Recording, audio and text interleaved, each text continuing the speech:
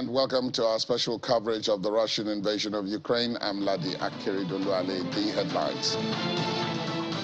Russia presses its assault as President Zelensky says Ukrainian forces are holding their solidary positions. Mayors of 4 European capitals visit Kiev to discuss assistance. A U.S. Navy veteran is released from Russian custody after being detained for nearly 1 year. Thanks for staying with us. Welcome once again. Ukrainian President Volodymyr Zelensky says Ukrainian forces in the eastern city of Soledar are holding their positions and inflicting significant losses on Russian troops. A Russian-installed official in Ukraine's Donetsk region had earlier said pockets of resistance remained in Soledar, undermining claims that the town had been captured. Mr. Zelensky thanked 2 Ukrainian units in Soledar, which he said were holding their positions and inflicting significant losses on the enemy.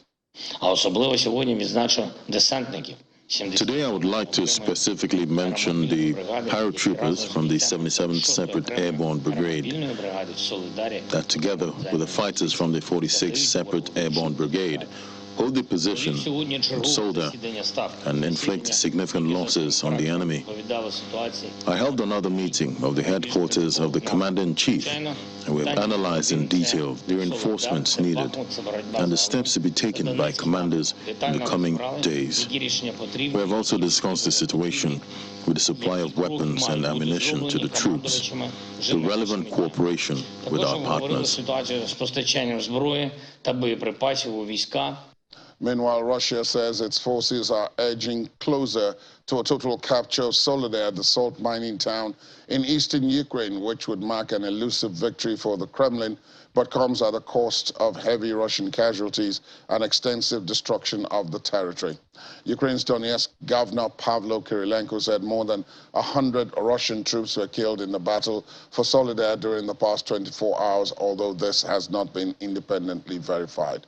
Mr. Kyrylenko said, quote, "The Russians have literally marched on the bodies of their own soldiers, burning everything in their way," while reporting that Russian forces had shelled a dozen towns and villages in the region in the past day. Russian forces are using mortars and rockets to bombard Soledar in an unrelenting assault, struggling for a breakthrough after military setbacks had turned what the Kremlin hoped would be a fast victory into a grinding war of attrition that has dragged on now for nearly 11 months. Meanwhile, we're learning that there is a lot of heavy shelling taking place near the city of Bakhmut as well, which is about 10 kilometers from Soledar. Western media reports heavy gunfire sounded in the area, adding that the situation in the region had changed dramatically in the past few months, with fighting intensifying as Moscow presses for control of Soledar and Bakhmut. And the Pentagon says that Russia's persistent troubles in Ukraine would likely lead to or have likely led to the latest shakeup in military leadership, and urged Moscow to end the war instead of turning to new generals to oversee the nearly year-long invasion.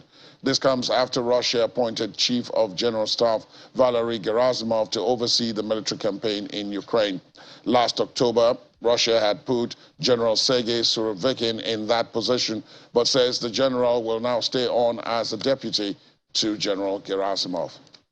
So, certainly aware of Russia's announcement regarding the personnel shift, and it's something that we continue to monitor. Oren, I'm not going to speculate per se on how this might affect things on the battlefield in Ukraine, other than to say that it likely does reflect some of the systemic challenges that the Russian military has faced since the beginning of this invasion. And we've talked about some of those things in terms of its logistics problems, command and control problems, sustainment problems, morale, and large failure to achieve the strategic objectives that they've set for themselves.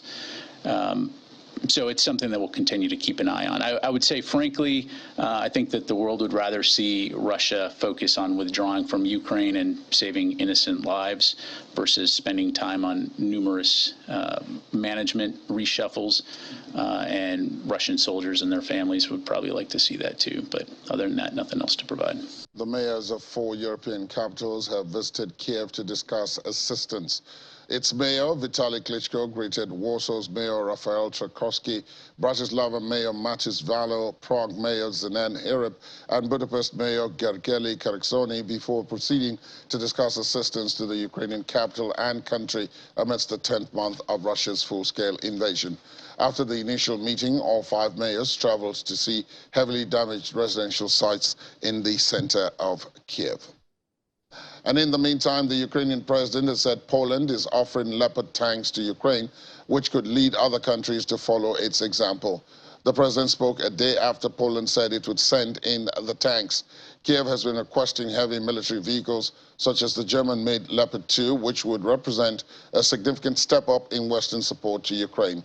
Ukrainian Foreign Minister Dmytro Kuleba urged Germany to supply these tanks during a meeting with his German counterpart Annalena Baerbock's visit to the city of Kiev earlier in the week. And Russian and Ukrainian commissioners have held talks on the humanitarian issues on the sidelines of an international ombudsman conference in Turkey's capital, Ankara. This is the 3rd meeting between the two sides on the sidelines of the conference. An official at the Ukrainian embassy in Turkey said the talks lasted about 4 hours, and Turkish media said all sides expressed their views on a possible ceasefire during the meeting. Everybody heard the new initiative from the president of Turkey about the new idea, humanitarian corridor. I think it's good. I think this new platform can do better the procedure of exchanging of prisoners. And Russia could raise the upper age limit for citizens to be conscripted into the armed forces as soon as this spring. And that's according to a senior lawmaker as part of Moscow's plans to boost the number of Russian troops by 30%. President Vladimir Putin gave his backing in December to Defense Ministry proposals to raise the age range for mandatory military service to cover Russian citizens aged 21 to 30 rather than the current age of 18 to 27. Critics had said the idea of a transition period was a transparent attempt by Russian authorities to increase the number of Russians eligible to be called up for military service to plug manpower shortages resulting from heavy losses in Ukraine. The arguments in favor of expanding the draft age in Russia should be presented by the Defense Ministry. In this case, it is exclusively their prerogative. The head of state, the Russian President, Vladimir Putin, has indeed conceptually supported this idea. But the primary source for details and putting together of the idea is the Defense Ministry. The Supreme Commander-in-Chief has said nothing about any new goals regarding the special military operation in Ukraine. All the previous goals remain on the agenda.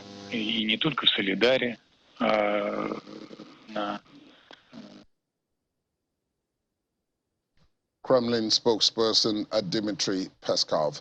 And Russia has repaired part of the damaged automobile lane of the Crimea bridge and has opened it for drivers. Authorities plan to finish the other repairs in March. Drivers said they were happy with how fast workers rebuilt the bridge. Russian President Vladimir Putin on December the 5th drove across the same bridge, which links southern Russia to the annexed Crimean Peninsula less than 2 months since an explosion through one of its chief showcase infrastructure projects. The 12-mile road and rail bridge, which was personally opened by Mr. Putin in 2018, was bombed on October the 8th in an attack Russia said was carried out by Ukraine. However, Ukraine never accepted responsibility for the explosion. And staying with President Putin, who lost his cool during a government meeting, the first of 2023, publicly telling off the trade and industry minister. For several minutes, he accused Denis Manturov of bureaucratic delays in ordering civilian and military aircraft. The Russian president said, quote, "Too long, it's taking too long. What are you fooling around for? When will the contracts be signed?" The government's first meeting came on the same day that President Putin had replaced the top commander in Ukraine after just 3 months in charge. And after months of negotiations spearheaded by former New Mexico Governor Bill Richardson, an American Navy veteran who has been detained in Russia for nearly a year has been released from custody. That's according to his family spokesperson, Jonathan Franks. 35-year-old Taylor Dudley of Lansing in Michigan was detained by Russian Border Patrol Police in April of 2022 after crossing from Poland into Kaliningrad, a Russian enclave which is territory governed by Moscow, but it's between Poland and Lithuania. He was in Poland attending a musical festival, and it is not clear why he crossed the border. The family spokesperson says the Richardson Center for Global Engagement, a non-profit founded by Mr. Richardson, spearheaded the negotiations. The former governor and diplomat has long worked to free Americans detained abroad, and his center played a role in securing the release of Trevor Reed, a U.S. citizen and former Marine who had been wrongfully detained in Russia last summer. And Russia's foreign minister says Moscow has imposed sanctions on 36 individuals in connection with the anti-Russian course adopted by the United Kingdom's government. The ministry said in a statement that the list includes politicians, security officials, and journalists. The statement says London is deliberately refusing constructive dialogue, continues the line of confrontation in collaboration with Washington, and spearheads false information about Russia and as well incites a Russophobia. Meanwhile, Russia has also questioned whether Sweden had something to hide over explosions that damaged the Nord Stream gas pipelines last year, as it slammed Stockholm for not sharing information into the ongoing investigations into the blasts. Swedish and Danish authorities are investigating 4 holes in the Nord Stream 1 and 2 pipelines, which link Russia and Germany via the Baltic Sea and have become a flashpoint in the Ukraine crisis. Foreign Ministry spokeswoman Maria Zakharova said Sweden's refusal to engage with Russian prosecutors was confusing and said Moscow had a right to know the details of the probe into the explosions which occurred last September. Moscow proposed to Stockholm the establishment of a joint investigation into the blasts, which could see 3 of the 4 lines of Nord Stream 1 and 2 gas projects put permanently out of use. But both Sweden and Denmark have rejected the idea of Russian participation. At a briefing in Moscow, Ms. Zakharova suggested there were reasons for that decision. She said Sweden was concealing facts about what it had discovered in the investigation, suggesting that the Swedish authorities had something to hide. Sweden and other European investigators said the attacks were carried out on purpose, but they have not said who they think was responsible. Moscow, without providing evidence, had blamed the explosions on Western sabotage. And coming up after the break, Russian car sales slump in 2022 as sanctions bite. Details in a moment. Please stay on with us.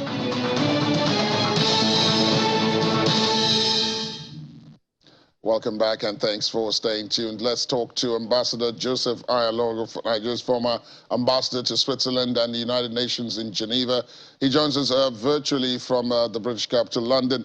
Good morning to you, Ambassador, and a Happy New Year 2023. Well, good morning, Laddie. Happy New Year to you, too. We were in some respects expecting that things would be off to a slow start in 2023 before they really got hot, but that has not proved to be the case. More and more countries are getting more deeply involved. For much of last year, quite a lot of the European countries were very reluctant and largely avoided sending offensive weapons to Ukraine to help in its fight. But this year, things seem to be different. Germany, France, the United States, Poland, and a whole host of others seem more willing now to publicly commit to more offensive weapons. Why do you think that is so? Well, I think there is a gradual realization generally that Russia wants to continue this special military action to its conclusion, which is fighting and defeat and all that. And then on most Western European countries and U.S. don't think that's a conclusion that they want to see happen, so that there is a need to get the fighting really done seriously and effectively to at least probably neutralize Russia and let it see that well, a battle in the middle of Europe is not in the interest of Europe, not to talk of the global community. So that I think it's born out of a new realization that the matter is no longer to be left just the way it was last year.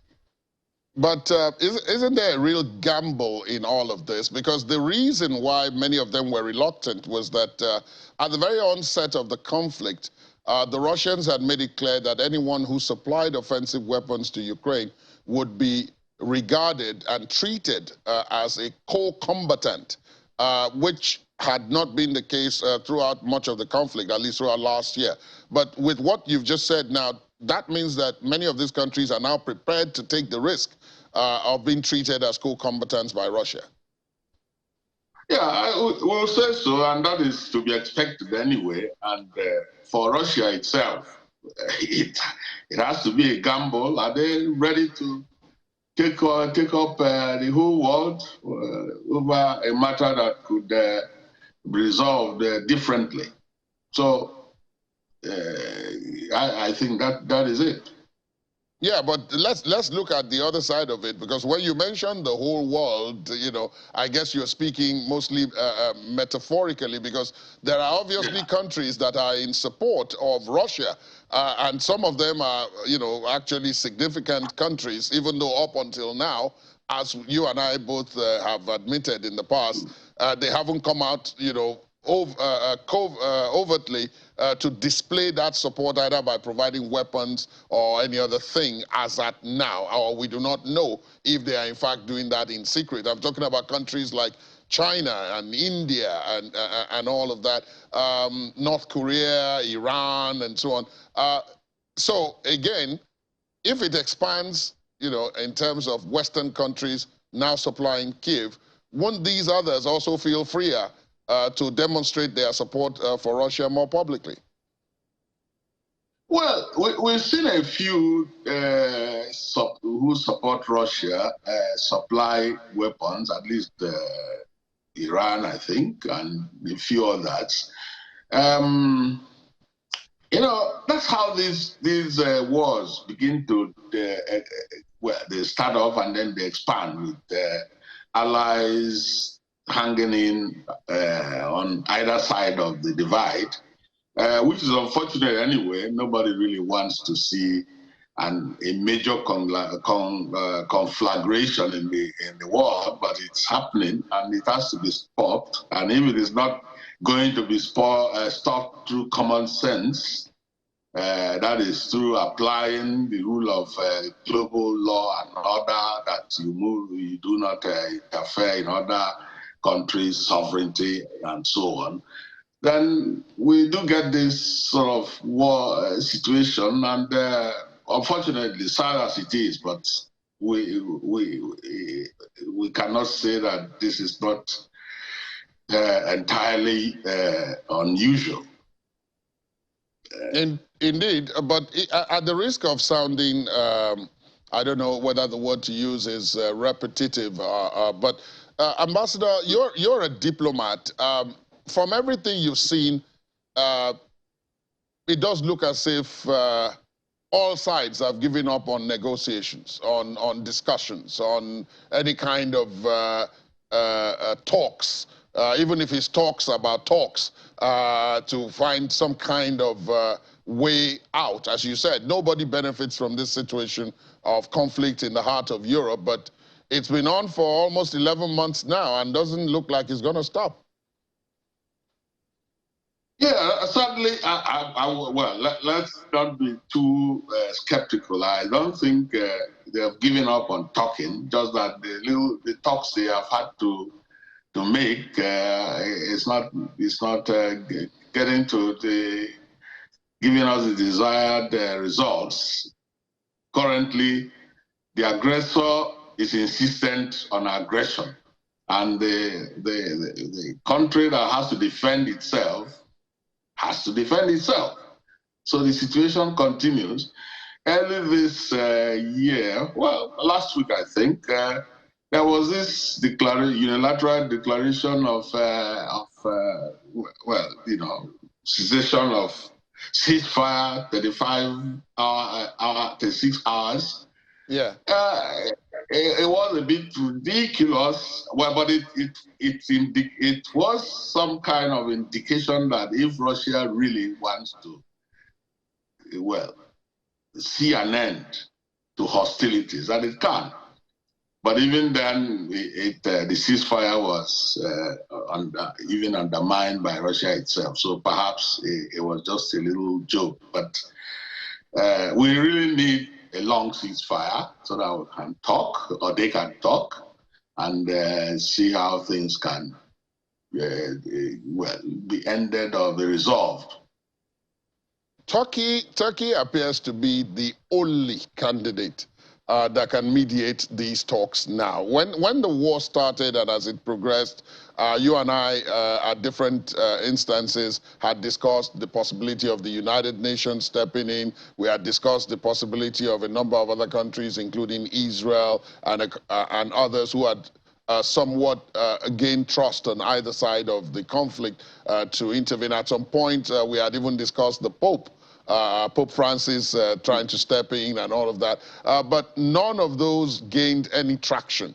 The only country that seems to have gained some kind of traction in this conflict on either side is Turkey. But it seems as if even Turkey now is, I don't know what you want to call it, mediation fatigue that is setting in, because Turkey also has its own internal problems to deal with. So it does look as if, well, if neither of you, or if both parties are not willing to sit down and have substantive talks, then we need to get back to our own business. Yeah, well, of course, there's bound to be fatigue when you make an effort and it's yielding no result at all. Well, Turkey was able to negotiate the Greens deal, which wasn't much of a big deal, I would say, from the point of the actual action of fighting and securing territories and all that. But you're right. I think Turkey, we wouldn't say it's sitting on the fence, but it's watching to see whether one of those things that help to end wars will mature, well, occur. And one of that is that one side get either clobbered or defeated roundly, or both sides begin to see that there is no end, nobody's going to win. There's a balance of, terror, balance of power situation. And then White would then agree to stop, to cease fighting. I think gradually that's what most countries that could have been negotiating, it's not just Turkey, France was also able to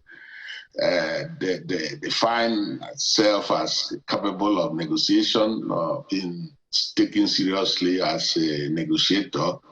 But evidently, Russia is not helping matters. Sorry to say that. I'm not trying to point fingers, but if they persist in deciding to acquire by force another country's territory, then that country has a responsibility. The government of that country has a right to defend itself. That is the crunch of the situation that we have. Now, Ambassador, I want to take us back because, I mean, as we've been reporting, this conflict is now going to its 11th month.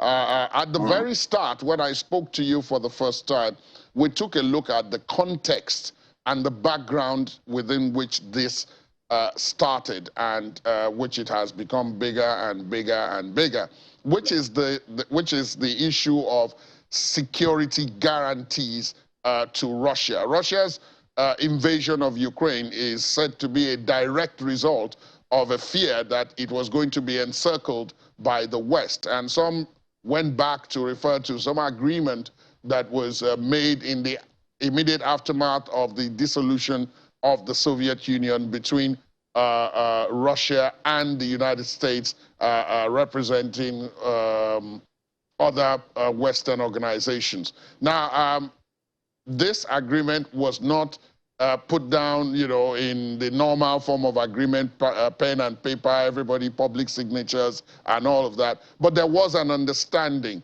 And Russia has alleged that the United States and others have repeatedly breached this, that so they needed to call a halt. Now, this speaks nothing about the merits or demerits of the invasion. I'm just trying for someone in your position who knows this background to take a look at this issue from the viewpoint of assuring, because even if this conflict ends, that matter has not been addressed.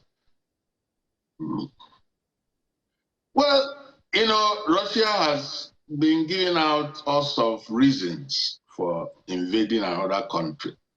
And at times, they are not always borne out by what's on ground and what are the facts.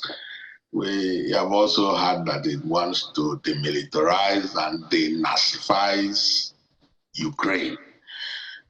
We will ask ourselves, of course, we don't want to probably disregard another country's fear. But see, the way the world is structured now, you are bound to stay with neighbors that may not always appear to be that friendly. And we haven't seen Ukraine as taking a belligerent part all along. So taking resource or recourse to this aggression, we still baffles quite a number of, especially me. I know that the first Russian attempt to seize territory was 2014. It went rather smoothly. If it had stopped there, probably we wouldn't hear so much about it. But it has continued. So Ukraine is, like, you know, quite easily able to see that this is a war of attrition that is aimed at destroying it or putting it out of existence. So if we say that Russia is worried about security, and we know that the facts on the ground is that Ukraine cannot really threaten Russia in such a way to make Russia really worried to break so many rules. And we still left with the question, would Russia want to step back, pull its resources back so that some negotiations can start, even though we don't know what would be the plank, the basics of all these the negotiations that may ensure.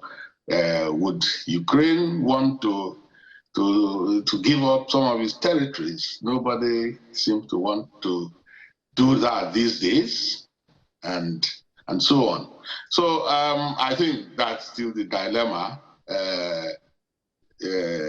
I don't agree. I don't think that Ukraine posed very serious challenge to the security of Russia. That's my thinking.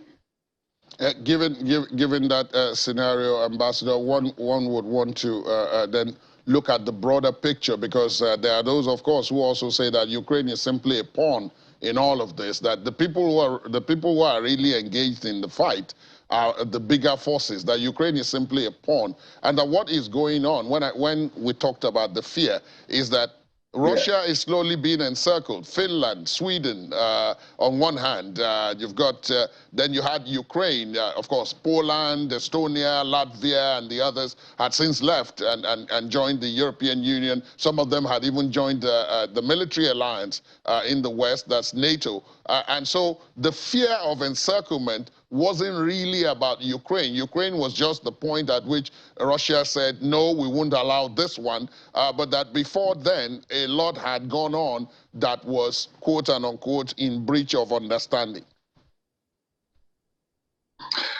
Well, can we ask ourselves, why are these countries were living what was their environment, that is well, let's say Russian influence? There must be a reason, and these days they have countries have a right to decide what they want,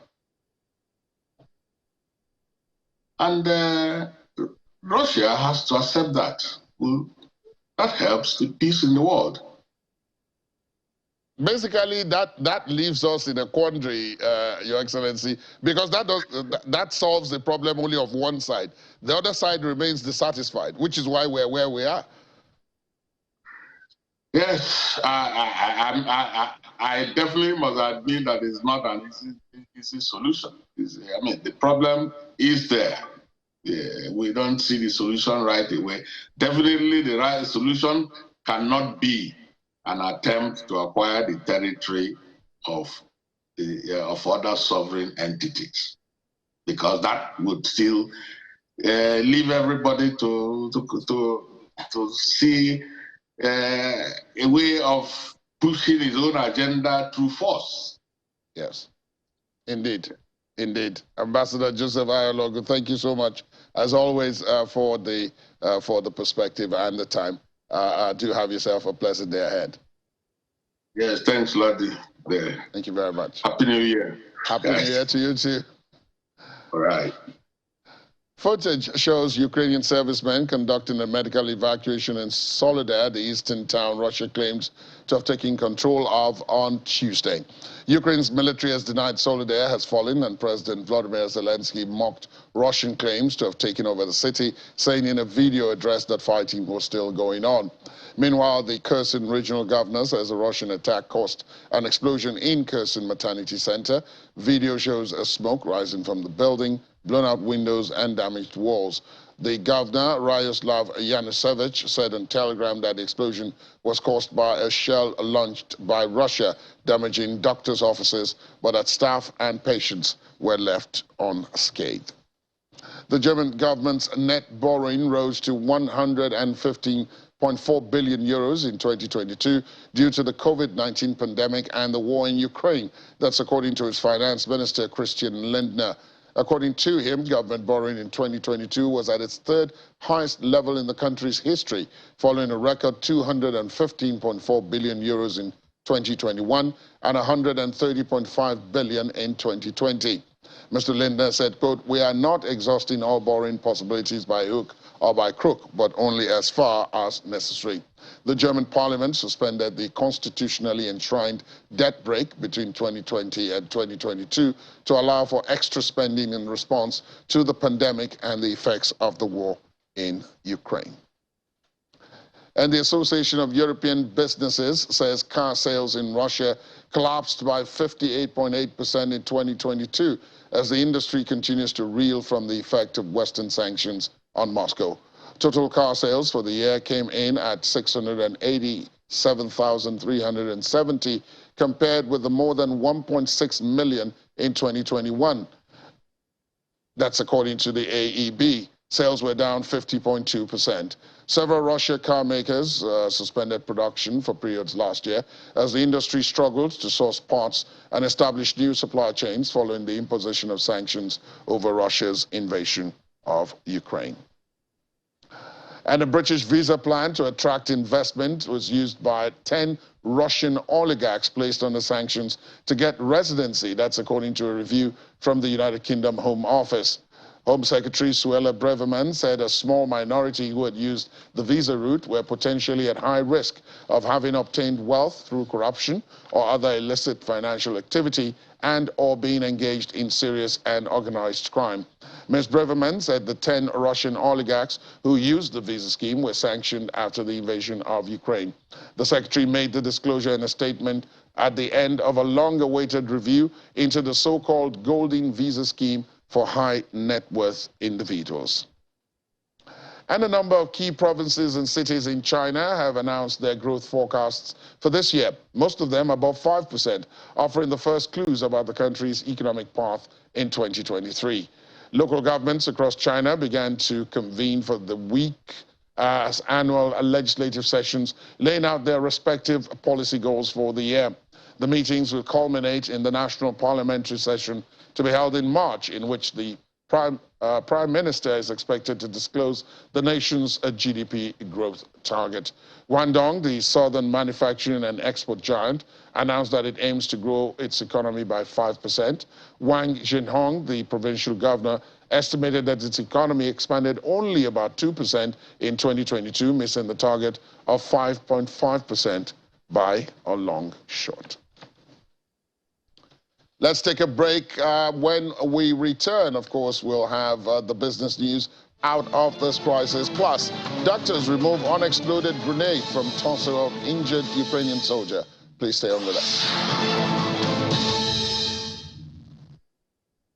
Thanks for staying tuned. Welcome back. Ini John McQuarrie, as promised, of course, is here. Morning, Ini. Of course, we were going to start off with the Russian oligarch story, yes, but I'm going to leave that and go to... That's an interesting conversation, I have to confess.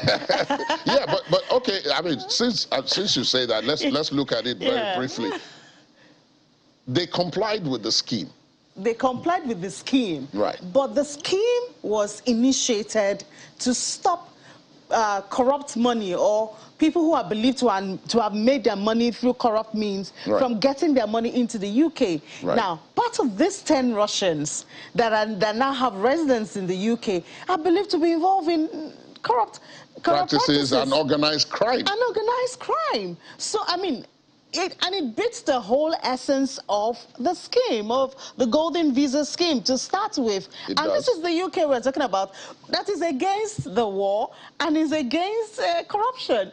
So, you know, it presents them with, yes, it leaves a number of questions. But again, I mean, if and remember we talked about Russia yesterday. Yes. You know, they did say, oh, you pay they put up 10 their million, own scheme. and they still tell you that you could meet up with all of that and still be rejected.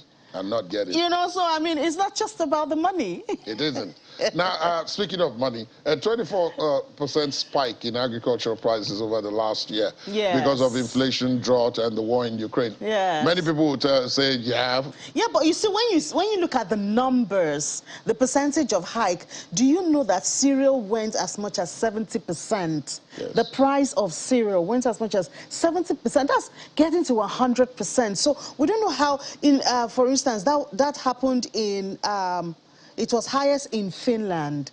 Their cereal, the cost of cereal went up to, and you know, these are staple food for them. So imagine paying almost 100% more. Yep. Where do you get the income for? No wonder we're talking about inflation and the threat of recession and all of that. Hungary had 67%. The lowest of all of them was 37%. Which is still quite significant. Which is still very high for, I mean, imagine a loaf of bread that you used to buy for maybe 500 naira, and then now you're buying it for 1,000 naira. How do you adjust, you know, the family when feeding every other thing has remained the same, the income profile has remained the same, and all of that. When you say every other thing, it's like the transport fare has not remained the same, energy costs has not remained the same. No, I'm talking of on the revenue side now. Your income, everything has remained the same. It has remained the same. The expenditure has gone really up. Yes. And speaking about income and expenditure, the creditors of Rusal, that's the Russian aluminum giant, have voted to take payment in rubles on half of nearly $1 billion in bonds. You know, when I saw this story, I thought to myself, what did they do to them? How did they get them? Because you want to make an investment and then you agree to be paid in a currency that cannot interact. Right. And the agreement they have is they will pay them and then they will keep the rubles until the sanctions are lifted. When do we know that the sanctions will be lifted? What idea do we have? I mean, I don't know. Maybe they see something. You make an investment because you want to get returns on your money, get your money and then get returns. But you make an investment and you agree to the fact that you'll be paid in rubles, knowing that you can't do anything without rubles except maybe spend it in Russia, you know, and you're supposed to be like an international, because this is in Dublin. That's right. You know, Ireland. So you're supposed to be an international investor. So I really don't know the thinking of the investors there. I mean, I'm a Nigerian. When we put money somewhere, we want to... Usually many of these deals have subtext. Yes, I believe so. I believe so, because if not, I mean, no normal investor will want to take rubles and say, oh, then when I get paid, I'll just keep it in the settlement depository until the sanctions are called off. When you have no idea. You have no idea when that is going to be or what the value of that money will be by the time the sanctions are called off anyways. Indeed. Ini, as always, interesting. Please join Ini and her crew right after this for Business Morning, and then later on in the day for Business Incorporated. Find out how the markets are doing on this last day of trading for the week. Thanks, Ini. Thank you for having me. Now, let's take a look at some of the sports out of this conflict. 3 years after fleeing Iran, chess referee Shoreh Bayat has been further ostracized after challenging the game's governing body and its president, Russia's former deputy prime minister, over her choice of clothing at a tournament in October of 2022. Back in 2020, Ms. Bayat was criticized in Iran for not wearing the appropriate headscarf at the Women's World Chess Championships in China and Russia. But she refused to bow to the regime's pressure then, but as a result has not returned home out of fear of punishment. Now, 3 years on, Ms. Bayat has raised the hackles of the International Chess Federation and its president for wearing clothes in support of the Iranian protests and the people of Ukraine. The 35-year-old, who now lives in London with her husband, recently officiated at the 2022 Fisher Random World Chess Championships in Reykjavik, Iceland, in October. And just before we go, this is something very unusual. A Ukrainian military doctor has removed part of an undetonated grenade from the body of an injured soldier. Details are in a Facebook post from the Ukrainian military medics. An X-ray image that accompanied the post shows the fragment lodged in the soldier's torso, while another photo shows a doctor holding the grenade after it was removed. The post reads in part, the grenade was removed, quote, in the presence of 2 sappers who were there to ensure the safety of medical staff working on the operation. Doctors feared that the grenade could explode at any time, and therefore the surgery was conducted without electrocoagulation, an electrical medical treatment that can be used to control bleeding. The surgery, of course, was a success, and the soldier has been sent on for further rehabilitation. The grenade was a Vogue grenade and is usually fired from a grenade launcher. Lucky chap as he escapes that. Let's hope his luck continues to hold because the conflict isn't over. That's where we wrap it up today. Thanks for being with us. I'm Ladi Akiridulale. Do have yourselves a pleasant weekend coming up and do stay safe. Good morning.